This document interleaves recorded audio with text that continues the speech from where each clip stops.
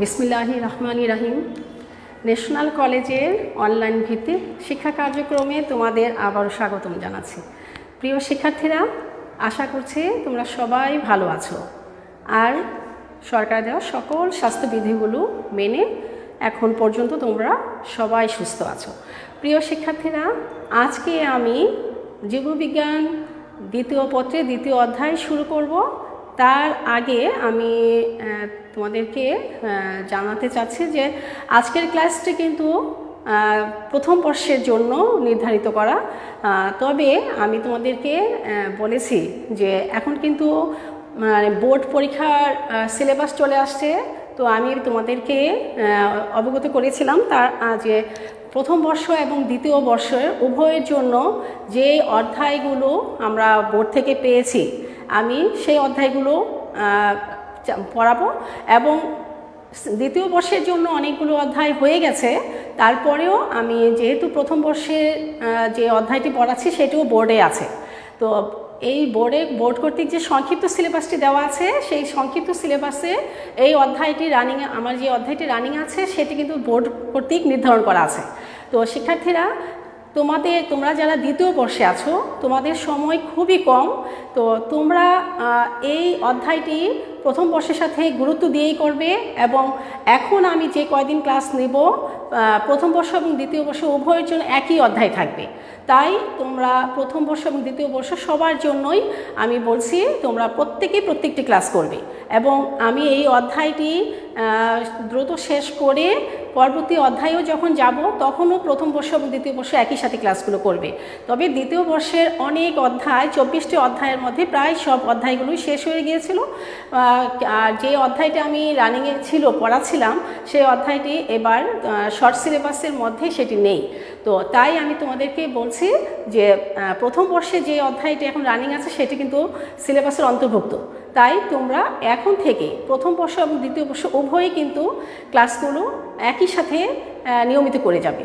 তো প্রিয় শিক্ষার্থীরা, আজকে আমি যে অধ্যায়টি পড়াবো সেটি তোমরা সবাই জানো, অধ্যায়টি অনেক বড়। তো আমি গত ক্লাসে কিন্তু এক্সট্রা ক্লাসের মাধ্যমে এই জীববিজ্ঞান দ্বিতীয় পত্রের অর্থাৎ দ্বিতীয় অধ্যায় হতে প্রতীক প্রাণী হাইড্রার চলনটি নিয়ে তোমাদের কাছে হাজির হয়েছিলাম, কিন্তু নেটের এত সমস্যা ছিল যে বারবার কেটে যাচ্ছিল, তারপরেও আমি আবার সংযুক্ত দিয়ে সেইখানে আমি অংশগ্রহণ করে আমি অধ্যায় চলনটি শেষ করেছিলাম। কিন্তু আজকে আমি তোমাদেরকে জনন বিষয়টি আলোচনা করব। তবে শিক্ষার্থীরা, তোমরা আরও বেশি জেনে রাখো যে যেহেতু অধ্যায় কমে গেছে তাই প্রতিটি টপিক কিন্তু তোমাদেরকে অনেক গুরুত্ব দিয়ে পড়তে হবে। আর এখানে কোনো বাছাই করার কোনো চিন্তা তো করার প্রশ্নই ওঠে না। তাছাড়া তোমরা যখন একটি অ্যাডমিশন টেস্ট দিবে তখন কিন্তু এই বাছাই টাছাইয়ের কোনো ভ্যালু থাকবে না, অর্থাৎ প্রতিটি লাইনই কিন্তু পরিপরীক্ষা দিতে হবে। তাহলে এখন যদি তোমরা প্রতিটি লাইন গুরুত্ব দিয়েই পড়ো এবং সিকিউ এমসিকিউ সব কিছু মাথায় রেখে যদি পড়ো তাহলে তোমাদের জিপিএ যেমন ভালো আসবে তেমনই অ্যাডমিশন টেস্টেও তোমাদের ভর্তিটা অনেক সহজ হয়ে যাবে। তো শিক্ষার্থীরা, আমি আজকে পড়াচ্ছি হাইড্রার জনন। তো শিক্ষার্থীরা, তার আগে তোমরা আমাকে কনফার্ম করো বোর্ডের লেখাটা দেখা যাচ্ছে কি না, আর বোর্ডের লেখাটা তোমরা স্পষ্ট দেখতে পাচ্ছ কিনা, আর কথাগুলো স্পষ্ট আছে কিনা। আমি অবশ্যই চেষ্টা করব যে তোমাদের মানে এসে দেখার জন্য। তো কমেন্ট বক্সে তোমরা অবশ্যই আমাকে জানাবে যে আমি যা বুঝাচ্ছি তোমরা বুঝছো কি না, অন্তত কিছুক্ষণ পরপর রিপ্লাই করে বলবে যে বুঝি নেই বা বুঝছি। অনেক সময় কমেন্ট বক্সে উপরেই লেখাটা চলে যায়, তবুও আমি চেষ্টা করব। তো শিক্ষার্থীরা, তাহলে শুরু করা যাক। তো তোমরা জানো যে হাইড্রার জননের কথা আমি আসলে মানে বর্ণনার মধ্যে কিছু আলোচনায় চলে এসেছিল, তবে আজকে একটু ডিটেলস আলোচনা করব। তো প্রজননটা কি শিক্ষার্থীরা? প্রজনন জীবের যে একটি অত্যাবশ্যকীয় প্রক্রিয়া। জীবের একটি গুরুত্বপূর্ণ বৈশিষ্ট্য হচ্ছে প্রজনন যদি না থাকতো তাহলে কোনো জীবই তার অস্তিত্ব থাকতো না। অর্থাৎ প্রতিটা জীব কি করে তার অনুরূপ একটি সন্তান জন্ম দেয়। অর্থাৎ অনুরূপ বলতে হুবহু ডুপ্লিকেট ফেস টু ফেস তার মতো সেটা না, অর্থাৎ মানুষের অনুরূপী জন্ম দিচ্ছে সন্তান, এবং বিভিন্ন পশু পাখি তাদের আকৃতি অনুরূপী তাদের সন্তান জন্ম দিচ্ছে। এটাই হচ্ছে প্রজনন। উদ্ভিদের ক্ষেত্রেও আমরা তাই দেখতে পাই। প্রতিটা উদ্ভিদ অর্থাৎ আম গাছের চারা আম গাছেরই হয়, আম গাছ থেকেই হবে। সেরকম করে প্রতিটা ক্ষেত্রে প্রজনন যদি না থাকতো তাহলে আমাদের পৃথিবীর জীবের অস্তিত্বই থাকতো না, আর আমাদেরও কোনো অস্তিত্ব থাকতো না। তাহলে শিক্ষার্থীরা, এই যে হাইড্রা একটি অনুন্নত প্রাণী, খুবই ক্ষুদ্র একটি প্রাণী, আমাদের মতো এত উন্নত প্রাণী না, মিঠা পানিতে বসবাস করে, এই স্বচ্ছ পানিতে। এই হাইড্রারও কিন্তু প্রজনন অত্যাধিক মানে অনেক ধরনের হয়ে থাকে। তোমরা অবাক হবে যে হাইড্রা কিন্তু যৌন জনন এবং অযৌন জনন দুটি পদ্ধতিতে কিন্তু বংশবৃদ্ধি করে। আমি আগেও বলেছিলাম। তাহলে আমরা কিভাবে করি? আমরা শুধু যৌন জনন প্রক্রিয়ায় বংশবৃদ্ধি করে থাকি। তবে এখন কৃত্রিম উপায়ে যেটা দেখা যাচ্ছে যে টেস্ট টিউব বেবিও হচ্ছে, কিন্তু প্রকৃত হচ্ছে জাইগোটা কিন্তু মিলিত হচ্ছে ঠিকই, অর্থাৎ পুং গ্যামিট এবং স্ত্রী গ্যামিট মিলিত হয়ে যে প্রজনন প্রক্রিয়াটা সম্পন্ন হয়, যে বংশধরের সৃষ্টি হয়, সেটা হচ্ছে যৌন জনন। কিন্তু হাইড্রার ক্ষেত্রে আমরা যৌন জননও দেখব এবং অযৌন জননও দেখব। তো শিক্ষার্থীরা, তাহলে জননটা কি বলছে? যে প্রক্রিয়ায় একটি প্রাণী বা একটি জীব তার অনুরূপ বংশধর সৃষ্টি করতে সক্ষম, সেটাকেই বলা হচ্ছে প্রজনন। প্রজনন জীবের জন্য একটি অত্যাবশ্যকীয় প্রক্রিয়া। শিক্ষার্থীরা, তাহলে এবার আমাকে তোমরা কনফার্ম করো যে লেখাটা দেখা যাচ্ছে কি না। হ্যাঁ, তোমরা আছো আজকে অনেকজন, তোমাদের সবাইকে আমি অসংখ্য ধন্যবাদ দিচ্ছি। তোমরা ক্লাসটি ভালোভাবে করবে। আমি চাই তোমরা সবাই একটি A+ নিয়ে বের হও। তোমাদের যদি একটু চেষ্টা করো তাহলে কিন্তু একটি ভালো রেজাল্ট করা কোনো বিষয় না। তো শিক্ষার্থীরা, রিপ্রোডাকশনটা কি? তাহলে দেখো, রিপ্রোডাকশন বা প্রজনন কি? রিপ্রোডাকশন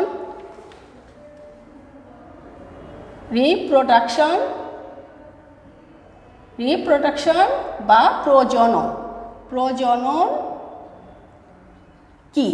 তাহলে আমি তোমাদেরকে প্রজননের বিষয়টা এখন তোমাদেরকে অবগত করেছি। শিক্ষার্থীরা, এখন হাইড্রার ক্ষেত্রে প্রজননটা কত ধরনের হয় একটু দেখে নাও। আমি এখন প্রজননটা কি বলেছে দেখো, রিপ্রোডাকশন প্রজনন, আর আমি ব্র্যাকেটে দিয়ে দিচ্ছি হাইড্রা। তাহলে দেখো শিক্ষার্থীরা, সব সময় একটা ছকের মাধ্যমে খুব সংক্ষিপ্ত, যেন অল্প সময়ের মধ্যে আমরা বিষয়টাকে তুলে ধরতে পারি, এই ধরনের সবসময় টেকনিক তোমরা রাখবে।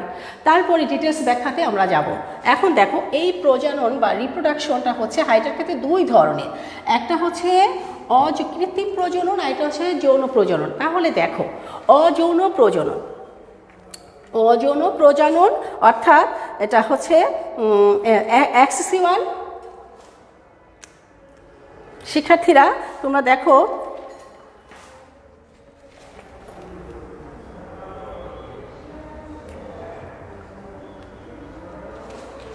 অ্যাক্সেসুয়াল রিপ্রোডাকশন,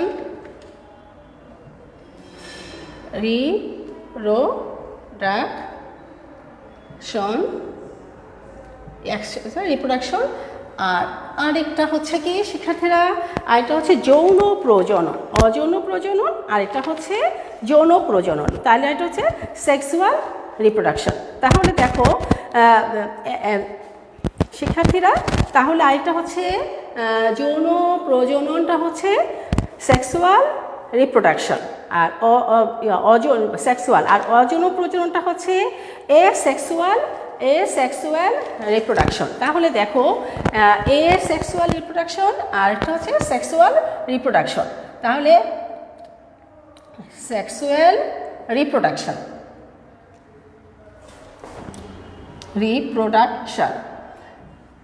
হ্যাঁ, এই হচ্ছে প্রজনন। এখন দেখো, যৌন প্রজননটা একটাই পদ্ধতি, কিন্তু অযৌন পদ্ধতি হাইড্রার ক্ষেত্রে আবার দুই ধরনের আছে। একটা হচ্ছে কৃত্রিম অযৌন প্রজননের মধ্যে একটা হচ্ছে, যেমন শিক্ষার্থীরা তোমরা দেখো, একটা হচ্ছে গ্যামেট সৃষ্টি ছাড়াই যেটা হয় মুকুলোদ্গম, একটা হচ্ছে মুকুলোদ্গম বা বাডিং, আরেকটা হচ্ছে ফিকশন বা দ্বিবিভাজন। তাহলে দেখো, বাডিং আর ফিকশন। তাহলে আমরা আর এটাকে আর দুভাগে ভাগ করতে পারি, বাডিং হ্যাঁ, আরেকটা হচ্ছে কি শিক্ষার্থীরা বার্ডিং, আরেকটা হচ্ছে বার্ডিং মানে মুকুলোদ্গম, আরেকটা হচ্ছে ফিশন, ফিশন, হ্যাঁ, আরেকটা বা দ্বিবিভাজন, ফিশন বা দ্বিবিভাজন, ফিশন, ফিশন। এখন যদি তোমরা বাংলায়ও লিখতে পারো, যেমন এ সেক্সুয়াল রিপ্রোডাকশন, বা এটা যদি তোমাদের মনে না থাকে অপোজিটে লিখতে পারো অযৌন জনন, অযৌন জনন তোমরা লিখে রাখতে পারো বাংলায়। আর এটা হচ্ছে যৌন জনন, যৌন জনন। শিক্ষার্থীরা দেখো, আর এটা হচ্ছে বার্ডিং, বাকি বার্ডিং মানে কি তোমরা জানোই, সবাই জানো বার্ডিংটা হচ্ছে কি, বার্ডিং হচ্ছে মুকুলোদ্গম, মুকুলোদ্গম। তাহলে দেখো বার্ডিংটা তোমরা লিখে রাখতে পারো মুকুল, মুকুল মানে কুড়ি, মুকুলোদ্গম। আর হচ্ছে ফিশন বা দ্বিবিভাজন, দ্বিবিভাজন, এটা মনে রাখার জন্য আমি বলছি। আমি এখনই এটা মুছে ফেলবো শিক্ষার্থীরা, তাহলে তোমরা এই অংশটুকু দ্রুত দ্রুত লিখে ফেলো। আমি এখনই এটা মুছে ফেলবো, তোমাদের জাস্ট, হ্যাঁ, বুঝতে পেরেছো শিক্ষার্থীরা? হ্যাঁ, ওয়ালাইকুম সালাম রিও ইসলাম, ফাতেমা আক্তার, হ্যাঁ ঠিক আছে, তুমি বুঝতে পেরেছো, থ্যাংক ইউ। তোমরা বুঝলে আমাকে জানাবা, হ্যাঁ ক্লিয়ার, ঠিক আছে। আচ্ছা শিক্ষার্থীরা, তোমরা কিন্তু দ্রুত, খুব দ্রুত আমার লিখে ফেলো, আমি এখনই মুছে ফেলবো, জাস্ট তোমাদের খাতায় তোলার জন্য আমি এটা লিখেছি। এখন দেখো অযৌন জনন প্রক্রিয়া হচ্ছে কি, অযৌন জনন গ্যামেট উৎপাদন ছাড়াই যে জনন প্রক্রিয়া সম্পন্ন হয় তাকে বলা হয় অযৌন জনন।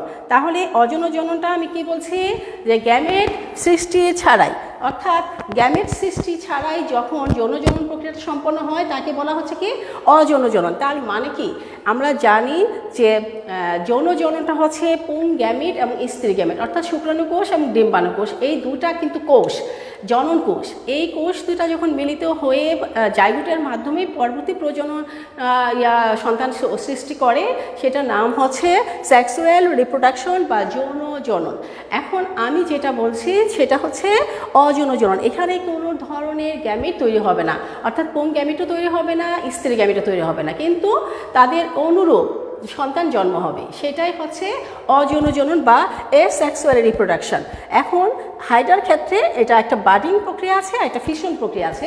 আমি এখন বার্ডিং প্রক্রিয়াটা নিয়ে প্রথমে আলোচনা করব, তারপরে ফিশন প্রক্রিয়া নিয়ে আলোচনা করব। আর তোমাদের যে গত ক্লাসগুলোতে আমি নেটের কারণে আমি কিছু এমসিকিউ ধরার চিন্তা ছিল, ভাবনা ছিল, কিন্তু সম্ভব হয়নি।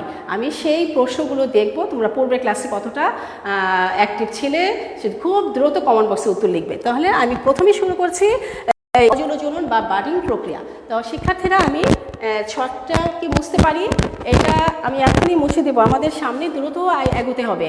তাহলে শিক্ষার্থীরা আমি কিন্তু মুছে দিচ্ছি। হ্যাঁ, তোমরা এখন আমি কোনটা করব, অযৌন জনন প্রক্রিয়ার মধ্যে মুকুলোদ্গম নিয়ে আমি আলোচনা করব। তাহলে শিক্ষার্থীরা, মুকুলোদ্গম তোমরা সবাই জানো, খুব মানে এটা তোমাদেরকে আমি বলেছিলাম, কিন্তু পরীক্ষাতে এইটার উপরে এমন একটা সুন্দর একটা কোশ্চেনও আসে, যে কোশ্চেনটা তোমরা লিখে রাখতে পারো যে এক্স এবং ওয়াই। হ্যাঁ, আমি একটা সিকিউ একটা কোশ্চেন তোমাদেরকে তুলে দিচ্ছি, তোমরা এইটার ভিত্তিতে এই উত্তরটা হতে পারে এই ধরনের আর কি। আমি ধরো তোমাদেরকে একটা উত্তর প্রশ্ন লিখে দিয়েছি, সিকিউ একটা কোশ্চেন, তোমরা লিখে নাও। সিকিউ কোশ্চেনটা যদি এমন হয় যে এক্স ও ওয়াই গ্যামেট দ্বারা, হ্যাঁ, গ্যামেট দ্বারা সৃষ্ট উপায়ে একমাত্র নয়, এক্স ও ওয়াই দ্বারা, এক্স ও ওয়াই, কোশ্চেনটা যদি এভাবে হয় যে এক্স ও ওয়াই, এটা হচ্ছে এক্স, ধরো আমরা এখানে কি স্ত্রী গ্যামেট বোঝাচ্ছি, অর্থাৎ ডিম্বাণু কোষকে বোঝাচ্ছি, আর ওয়াই দ্বারা আমরা কি বোঝাচ্ছি, এটা শুক্রাণু কোষ। তাহলে সংক্ষিপ্ত বোঝানোর জন্য আমি যদি বলি যে এক্স ও ওয়াই, হ্যাঁ, এখন আমরা যদি বলি যে এক্স ও ওয়াই দ্বারা সৃষ্ট উপায় একমাত্র উপায় নয়, এক্স ও ওয়াই দ্বারা সৃষ্ট, এক্স ও ওয়াই দ্বারা সৃষ্ট উপায় একমাত্র নয়। তাহলে এক্স ও ওয়াই দ্বারা সৃষ্ট, হ্যাঁ, একমাত্র উপায় নয়, জনন কাজে সৃষ্ট, জনন কাজে একমাত্র উপায় নয়, এক্স ও ওয়াই দ্বারা সৃষ্ট জনন প্রক্রিয়া, প্রজনন প্রক্রিয়া একমাত্র উপায় নয়। প্রক্রিয়াটি হাইড্রার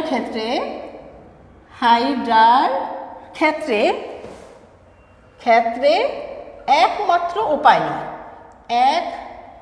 মাত্র উপায় নয়। আচ্ছা, নয় লিখলাম, লিখে বিশ্লেষণ করো। তাহলে এটা লিখে যদি আমি বলি যে বিশ্লেষণ করো, তো এখন তুমি কিভাবে বিশ্লেষণ করবে? তার মানে আমরা তো জেনেই গেছি যে হাইডার শুধুই মাত্র যে যৌন প্রক্রিয়া বংশবৃদ্ধি করে তা নয়, হাইডার ক্ষেত্রে আরও উপায় আছে, অর্থাৎ অযৌন পদ্ধতি আছে, অর্থাৎ এক্সেক্সুয়াল পদ্ধতিও আছে। তাহলে যদি প্রশ্নটা এভাবে আসে যে এক্স ও ওয়াই দ্বারা সৃষ্ট প্রজনন প্রক্রিয়াটি হাইডার ক্ষেত্রে একমাত্র উপায় নয়, তাহলে কি তোমরা প্রশ্নটা কি ধরে ফেলতে পারবে না যে ঠিকই তো, এটা তো একমাত্র উপায় নয়, কারণ হাইডা তো যৌন এক্স ও ওয়াই দ্বারা বোঝাচ্ছে কি পুং এবং স্ত্রী গ্যামেট, অর্থাৎ শুক্রাণুকোষ ও ডিম্বাণুকোষ দ্বারা যে জীবের প্রাণীর ক্ষেত্রে বা উন্নত উদ্ভিদের ক্ষেত্রে যে যৌন প্রক্রিয়ার মাধ্যমে যে নতুন প্রজন্ম অর্থাৎ নতুন বংশধরদের সৃষ্টি হয় মা বাবার অনুরূপ, তো সেইটাই তা হাইডার ক্ষেত্রে একমাত্র উপায় নয়। এটা দিয়ে যদি বলা হয় বিশ্লেষণ করো, তাহলে তোমরা অবশ্যই ধরতে পারবে যে হ্যাঁ, অবশ্যই এটি একমাত্র উপায় নয়, কারণ হাইডার ক্ষেত্রে বিকল্প উপায় আছে অজনন প্রক্রিয়া, এবং সেক্ষেত্রে অজনন প্রক্রিয়াটি আবার দুই ধরনের।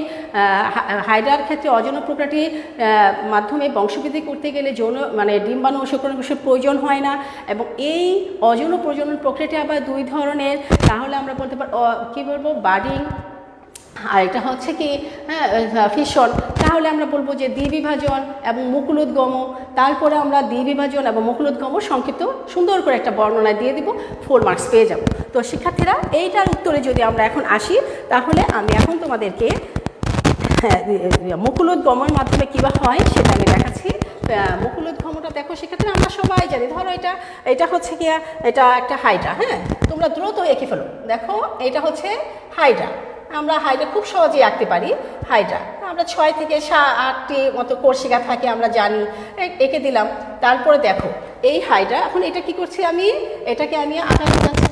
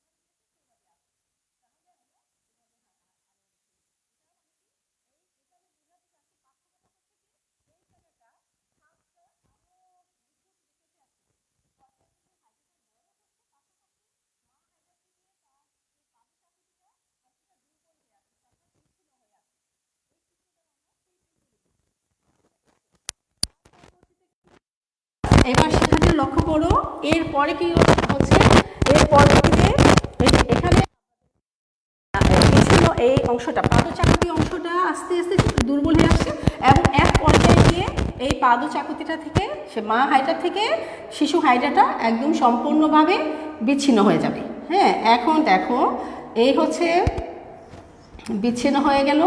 এখন এই মা হাইড্রা থেকে শিশু হাইড্রাটা এবার সম্পূর্ণভাবে বিচ্ছিন্ন হয়ে গেল। এই হচ্ছে, তাহলে আমরা কি দেখতে পেলাম এখানে?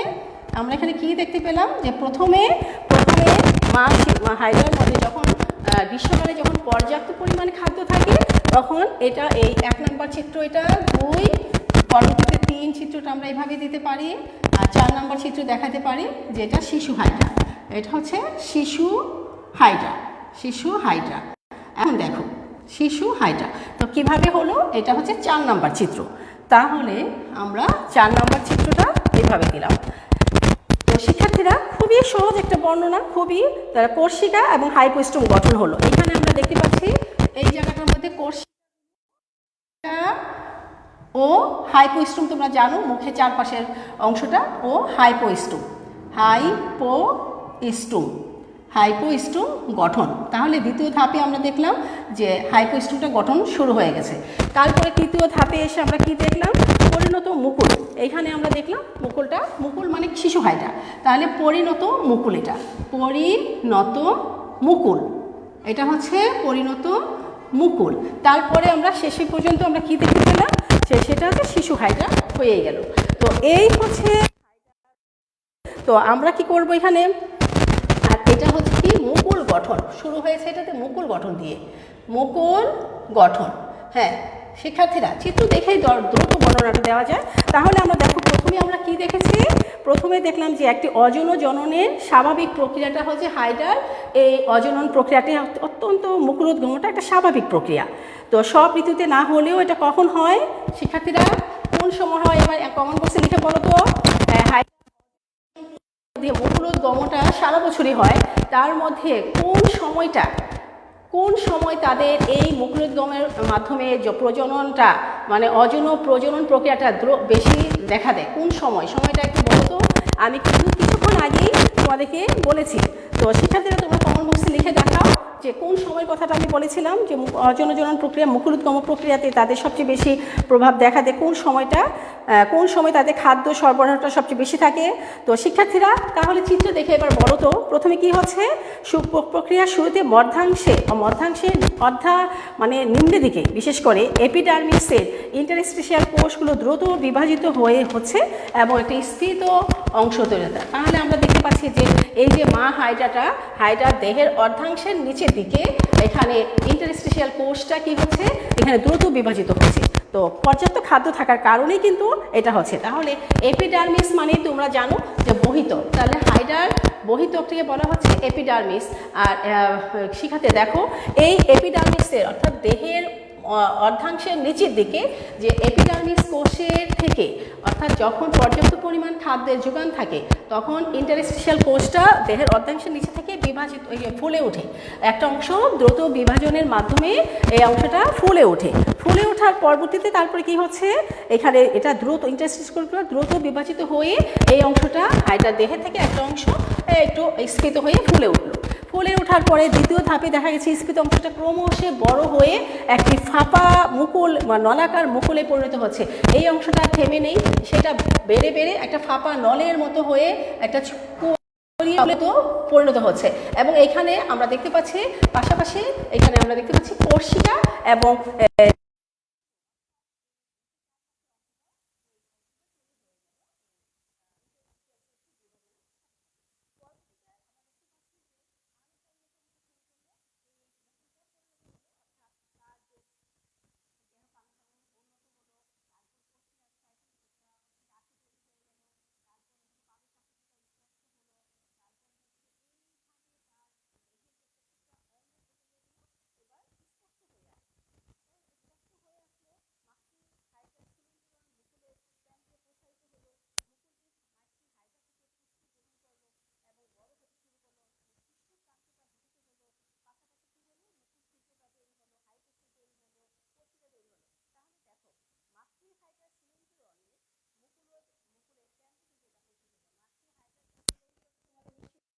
এই মাঝখানের অংশটা হচ্ছে সিলেন্টরন।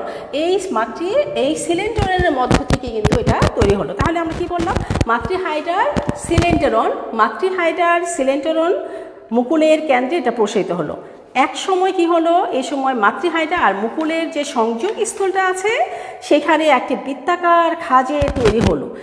এই খাঁজটি কি হলো, এক সময় এই যে এই খাঁজটা তৈরি হলো। খাঁজ মানে এটা আস্তে আস্তে মানে বিচ্ছিন্ন হওয়ার জন্য যে ক্রমশ এটা ভিতর দিকে একটু আলাদা মানে আলগা হয়ে আসছে, মানে এই অংশটাকে বলা হয় খাঁজ। এইভাবে ধীরে ধীরে ধীরে ধীরে খাঁজটা আরও গভীর হতে শুরু করলো এবং শুরু হয়ে এক সময় কি করলো, দেহ থেকে এটা দ্রুত বিচ্ছিন্ন হয়ে পড়ে গেল এবং একটি শেষ পর্যন্ত কি হলো, পাদ ও চাকুতিটা গঠিত হয়ে যাওয়ার পরে দেহ থেকে সেটা বিচ্ছিন্ন হয়ে গেল।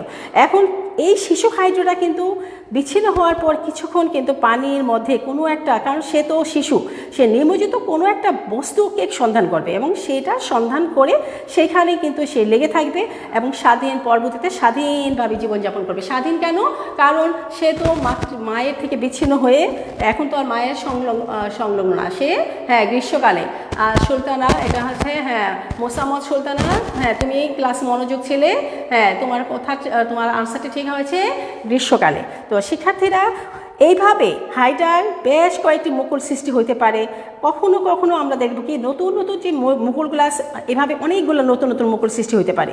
হাইড্রা কিন্তু কি করে, অনেকগুলো হাইড্রা কিন্তু দলবদ্ধভাবে বসবাস করে, তখন কি অনেক এগুলাকে দেখায় কি অনেকগুলো প্রাণীর মতো দেখায়। তো যাই হোক শিক্ষার্থীরা, এই যে নতুন মুকুল মানে নতুন যে একটা হাইড্রা তৈরি হলো, শিশু হাইড্রা তৈরি হলো, তো এই যে মাতৃ হাইড্রা থেকে সে বিচ্ছিন্ন হয়ে গেল সেটি এবং স্বাধীনভাবে জীবনযাপন করা শুরু করলো, সেই পর্যন্ত সময় লাগে কিন্তু 3 সপ্তাহ সময় লাগে। তা আমি আবারও বলছি, এই মুকুল তৈরি হওয়া থেকে শুরু করে শিশু হাইড্রা পর্যন্ত তৈরি হয়ে মাতৃ দেহ থেকে বিচ্ছিন্ন হয়ে একটি জলজ বস্তুর সাথে আটকে রেখে তার পরবর্তীতে স্বাধীনভাবে চলাফেরা করার ক্ষমতা অর্জন করা পর্যন্ত তাদের 3 সপ্তাহ সময় লাগে। শিক্ষার্থীরা এখন দেখো, এটা গেল, এই চিত্রটা কিসের চিত্র হলো হাইড্রার মুকুলোদ্গমের ধাপসমূহ। তাহলে চিত্রটা নিচে নাম দিয়ে দিবা, চিত্র নাম হচ্ছে হাইড্রার মুকুলোদ্গম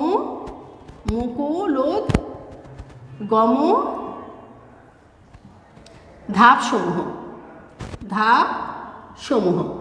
এখন আমি আরেকটি বর্ণনা করব, যা সেটা তোমরা অবশ্যই জানো যে দ্বিবিভাজন। তো শিক্ষার্থীরা দ্বিবিভাজন প্রক্রিয়াটা কিন্তু আমরা যে জনন প্রক্রিয়া বলি সেটা কিন্তু না। আসলে জনন প্রক্রিয়া তোমাদেরকে আমি বারবার বলছি যে জনন প্রক্রিয়াটা হচ্ছে দুটি মানে গ্যামিটের মাধ্যমে মিলনের ফলে যে যৌন জনন হয় সেটা কিন্তু আসলে প্রকৃত জনন। তো দ্বিবিভাজন প্রক্রিয়াটা কিন্তু এটা সবসময় যে হয় সেটা না, হঠাৎ হাইড্রার মধ্যে দেখা দিতে পারে। তো যে কোনো কারণে হতে পারে, হাইড্রার যে কোনো রকমের দুর্ঘটনার কারণে যদি হাইড্রার দেহে একটি বা দুইটি খণ্ড বা তার চেয়েও বেশি খণ্ড হয়, তখন কিন্তু সেই খণ্ডগুলো যদি অনুকূল পরিবেশ পায় তখন কিন্তু সেই হাইড্রাটা কি হয়, আবার বেঁচে যায়। এবং 1-2টা খণ্ড হয়েছে যে আমি কিন্তু তোমাদেরকে ভীষণ বা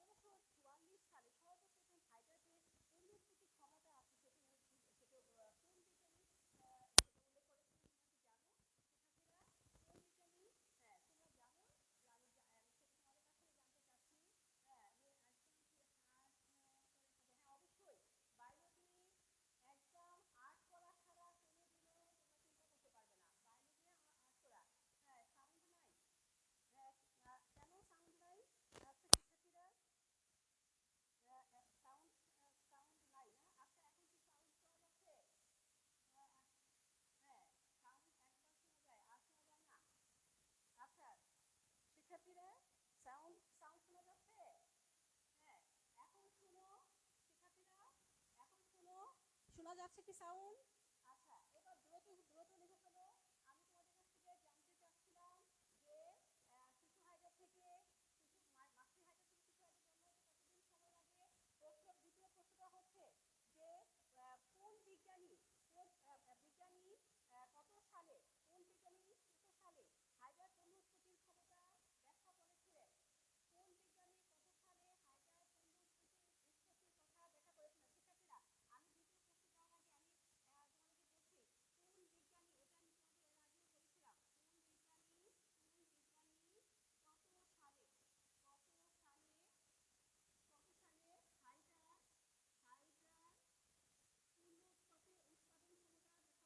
এটা আমি তোমাদের এর আগেও বলেছিলাম, কোন বিজ্ঞানী কত সালে হাইড্রার পূর্ণ উৎপাদন ক্ষমতার কথা ব্যাখ্যা করেছিলেন? পূর্ণ উৎপাদন ক্ষমতার হাইড্রাজের পূর্ণ উৎপাদন ক্ষমতা আছে, ক্ষমতার কথা ব্যাখ্যা করেছিলেন। দ্রুত কথা ব্যাখ্যা করেছিলেন শিক্ষার্থীরা, ব্যাখ্যা করেছিলেন। তোমরা উত্তরটি আমাকে দ্রুত দিয়ে দাও, দ্রুত দিয়ে দাও। কমেন্ট বক্সে যদি না হয় তাহলে আমি বলবো।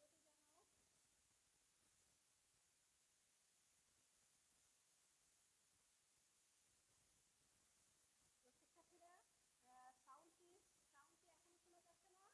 এখনো কি সাউন্ড শোনা যাচ্ছে না? সাউন্ড কি শোনা যাচ্ছে? শিক্ষার্থীরা, সাউন্ড শোনা যাচ্ছে?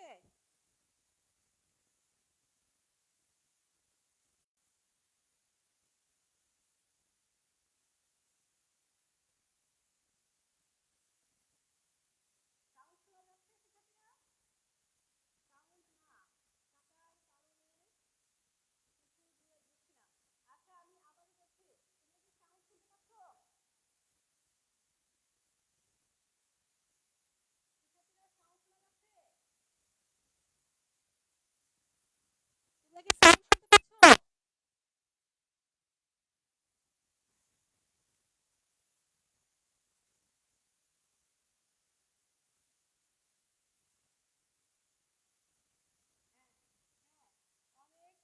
অনেক অনেক কম সাউন্ড। আচ্ছা, এখন সাউন্ড শোনা যায়? সাউন্ড না থাকার কারণে। আচ্ছা, হ্যাঁ, এখন কি শোনা যাচ্ছে? উফ, শিক্ষার্থীরা দেখো, দ্বিবিভাজন প্রক্রিয়াটা দেখো। হাইড্রা দ্বিবিভাজন প্রক্রিয়াটা বা ফিশন প্রক্রিয়াটা আমি আলোচনা করছি। ফিশন প্রক্রিয়া বা দ্বিবিভাজন, হাইড্রা দ্বিবিভাজন প্রক্রিয়া, হাইড্রা দ্বিবিভাজন প্রক্রিয়াটা দেখো। হ্যাঁ, এখন শোনা যায়? আর সাউন্ড, এখন সাউন্ড শোনা যায়? সাউন্ড কি শোনা যাচ্ছে? সরে আল্লাহ।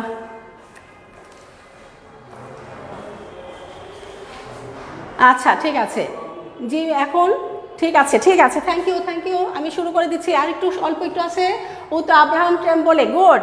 আব্রাহাম টেম্পলে কত সালে উত্তরটা দিয়ে দাও। তোমরা ভালো, অনেক ভালো, তোমরা ভালোভাবে পড়াশোনা করো। দেখো, হ্যাঁ, আমি কিন্তু এই অংশটা মুছে ফেলবো। কত সালে সেটা একটু জানিয়ে দাও। তো শিক্ষার্থীরা, কোন বিজ্ঞানী কত সালে হাইড্রা পুনরুৎপাদন ক্ষমতা ব্যাখ্যা করেন? তোমরা টেম্পলে লিখেছো, খুবই ভালো কথা। তো তবে কত সালটা ছিল সেটা উল্লেখ করো। আমি এখন হাইড্রার দ্বিবিভাজন প্রক্রিয়াটা ব্যাখ্যা করছি। শিক্ষার্থীরা, হাইড্রার দ্বিবিভাজন প্রক্রিয়াটা তোমরা লক্ষ্য করো। হাইড্রার দ্বিবিভাজন প্রক্রিয়াতে হাইড্রা কিভাবে কি করছে দেখো। শিক্ষার্থীরা, হাইড্রার দ্বিবিভাজন প্রক্রিয়াটা তোমরা লক্ষ্য করো।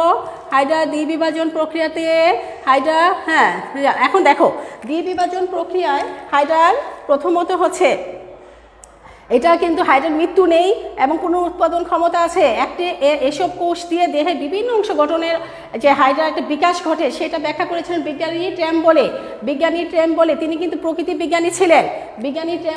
প্রকৃত বিজ্ঞানী। কত সালে? 1744।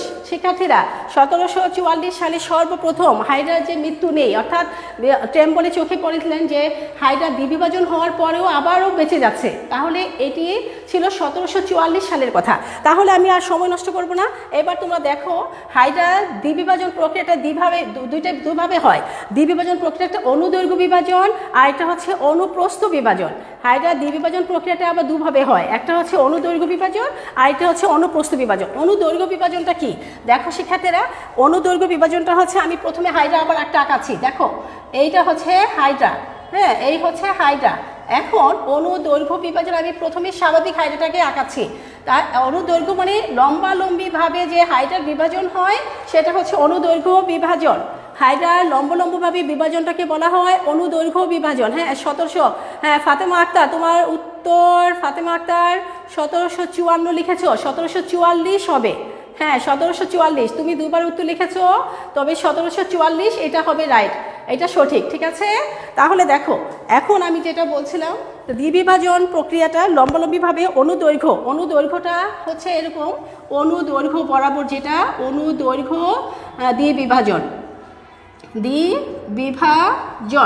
অনুদৈর্ঘ্য বরাবর দ্বিবিভাজনটা প্রথমে অনুদৈর্ঘ্য তো বুঝতে পেরেছো লম্বালম্বিভাবে, তাহলে হাইড্রাটা কি করছে প্রথমে এইভাবে তো যাচ্ছে, তো এখানে এসে তাদের এই অংশটার মধ্যে এই আমরা দেখতে পাবো যে এখানে এই অংশটার মধ্যে দুইটা ভাগ হচ্ছে, অর্থাৎ তার মুখ হাইপোস্টোমের এখানে শিশু হাইড্রার মতো আমরা হাইড্রা দেখতে পাচ্ছি, তাহলে মানে হচ্ছে হাইড্রার হাইপোস্টোমে বরাবর। তাহলে অনুদৈর্ঘ্য হচ্ছে হাইড্রার দেহ কোনো কারণে যদি লম্বাবলম্বীভাবে দুই বা ততোধিক খণ্ডে বিভক্ত হয় তখন প্রথম খণ্ড থেকে প্রথম হাইড্রার উৎপত্তি হয়।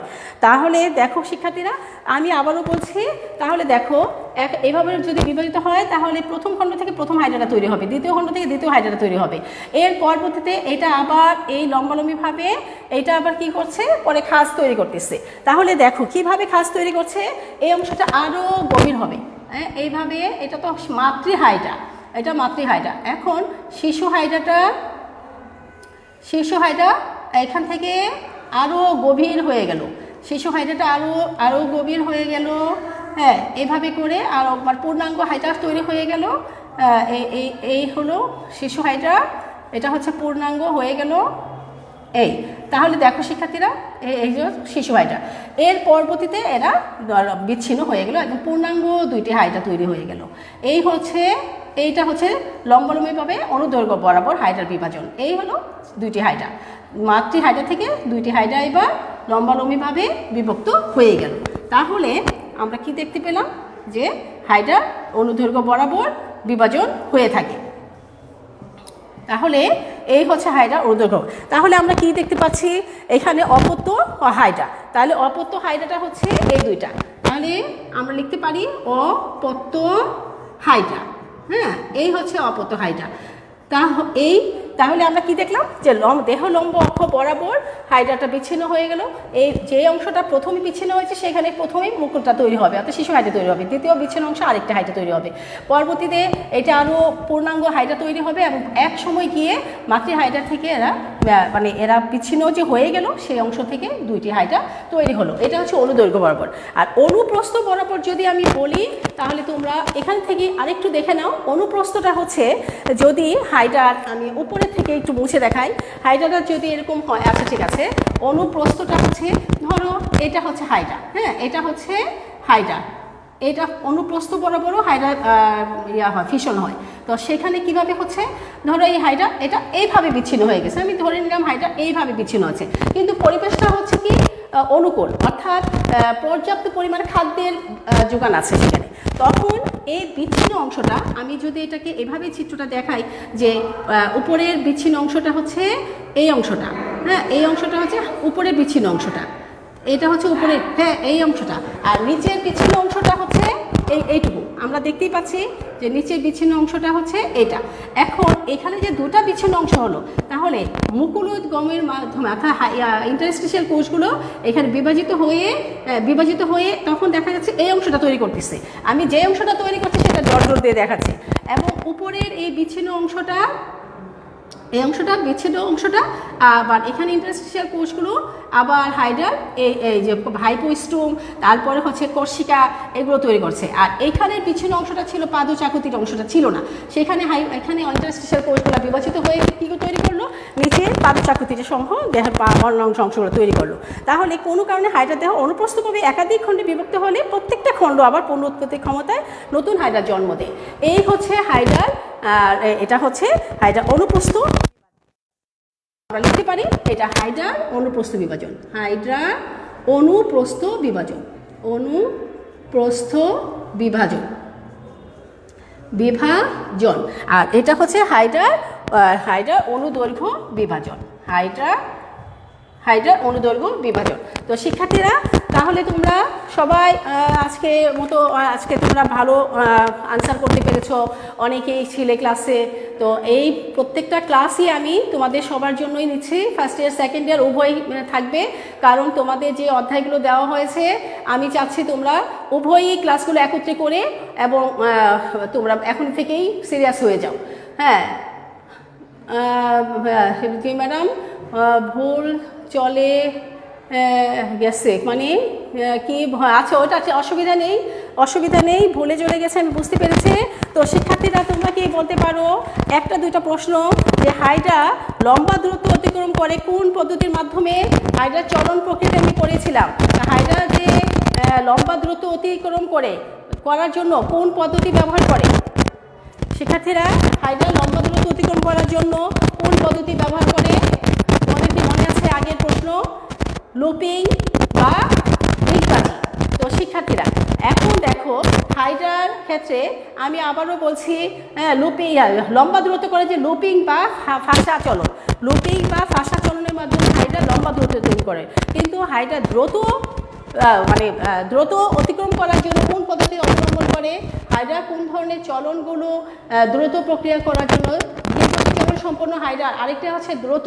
তো শিক্ষার্থীরা যদি বলি ধীরগতি চলনের নাম কি? তোমাদের নিশ্চয়ই মনে আছে আগের ক্লাসে আমি পড়িয়েছিলাম, ধীরগতি চলনের নাম কি? অ্যামিবয়েড চলন। ঠিক আছে শিক্ষার্থীরা, আর এগুলো পড়ে রাখবে। পরবর্তী ক্লাসে আমি আবারও ধরবো কোন ধরনের চলন প্রক্রিয়া হাইড্রা আরোহণ করে বা অবরোহণ করে। তো তোমরা জানো যে শিক্ষার্থীরা এটা হচ্ছে হামাগুড়ি। তো তোমরা এই উত্তরগুলো লিখে জেনে রাখবে। তো আজকে তাহলে শিক্ষার্থীরা আমি আজকে তোমাদের অন্য আরেকটি ক্লাস শুরু হয়ে যাবে এই মুহূর্তে। তো আমি আর দেরি করছি না। তো শিক্ষার্থীরা আশা করছি তোমরা আজকে ক্লাসটি ভালোভাবে বুঝতে পেরেছো, এবং আমি যে সিকিউ কোশ্চেনটা দিয়েছি ঠিক এই একই টাইপের কোশ্চেন আসবে পরবর্তীতে। এরভাবে আগামী ক্লাসে আমি যৌন জনন প্রক্রিয়াটি এবং যৌন জনন প্রক্রিয়াটি সম্পূর্ণ শেষ করব, তারপরে আমি ঘাস করে যাবো ইনশাল্লাহ। ততক্ষণে তোমরা সবাই ভালো থেকো, সুস্থ থাকো। আর এই কামনা করে আমি আজকের মতো তোমাদের কাছ থেকে এই বিদায় নিচ্ছি। তোমরা যদি সম্ভব হয় আগামীকাল আমি এক্সট্রা ক্লাসের মাধ্যমেই যৌন জনন প্রক্রিয়াটা তোমাদের জানিয়ে দেবো, বুঝিয়ে দেবো। তোমরা প্রস্তুত থাকবে, সময়টা আমি বলে দেবো। তো শিক্ষার্থীরা তাহলে সবাই ভালো থেকো, সুস্থ থাকো এই কামনা করে আজকের মতো আমি এখানেই বিদায় টানছি। আল্লাহ হাফিজ।